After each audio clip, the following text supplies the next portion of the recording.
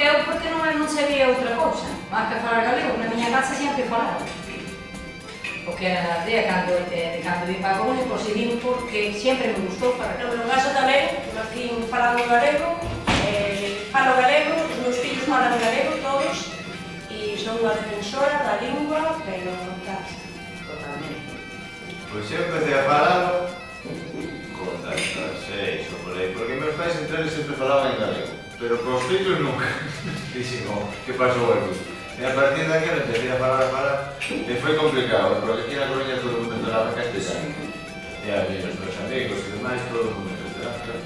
E pouco a pouco, xa falo máis en galego. Igual, na miña casa sempre se falou galego, eu tamén falaba galego, logo na escola non, a xente toda falaba castellano, e o ensino era en castellano.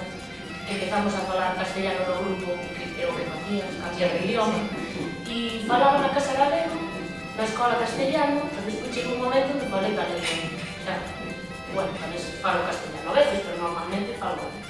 Eu a miña filla, lle falo galego, e ela tamén sabe falar galego, pero lle paso o mesmo.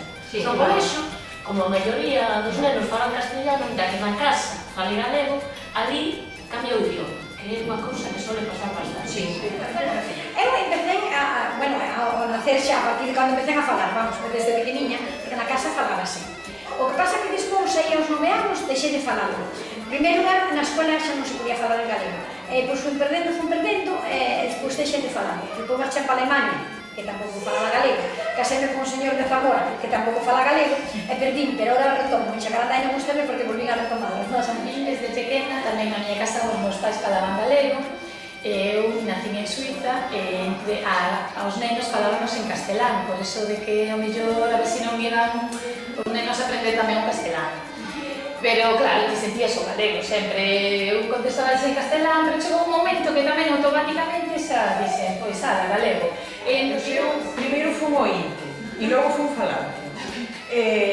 Seguramente calquera dirá, pero iso é normal, antes de falar primeiro escoitamos, aprendemos a lingua e logo falamos. Pero non, eu fun ointe de galego na casa, mas fun primeiro castelán falante, porque meus pais falaban galego entre sí, igual que toda a familia, mas aos fillos dirixíanse en castelán. E como viñeron vivir á cidade, e consideraban que o mellor para os meus fillos era falarles o castelán que eles sabían, que tampouco é, como na maioría da sociedade acontece, non é un bon castelán, mas ben é un castelán agalegado ou un semicastrapo, e iso foi o que nos transmitiron, non?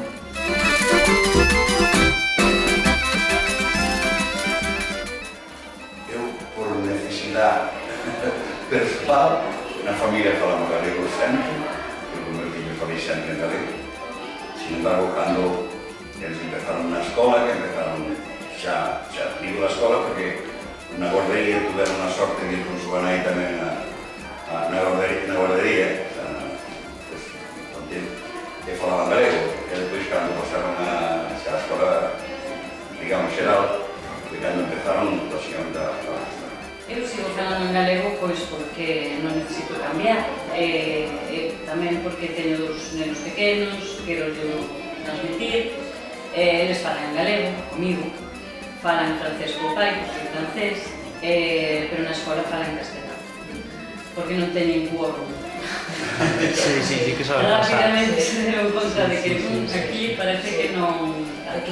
Pero bueno, mentres falen en castelán ali porque é o que pretenden, non ser igual que os demais, facilitar a comunicación e tal e cual, eu aí non me vou meter. Pero mentres o sigan falando comigo na casa e sigan aprendendo, o sigan tendo dentro, pois... Eso. Eu mesmo, porque me encanta un pouco tamén polos nenos. A miña filla aprendeu a falar en galego. En canto empezou a escola, acabou en galego.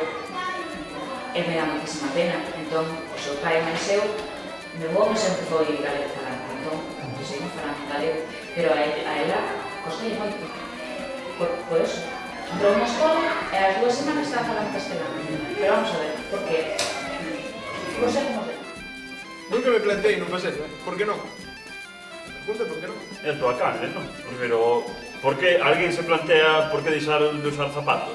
Non sei, pois é o que utilizas para comunicarte. para camiñar. Nese caso, para camiñar, outro para camiñar. Hai un chiste que era dun rapaz que tetexaba e dixía, ti tetexa sempre, dixía, non só cando falo, pois estou igual. Cando uso, cando falo, sempre falo.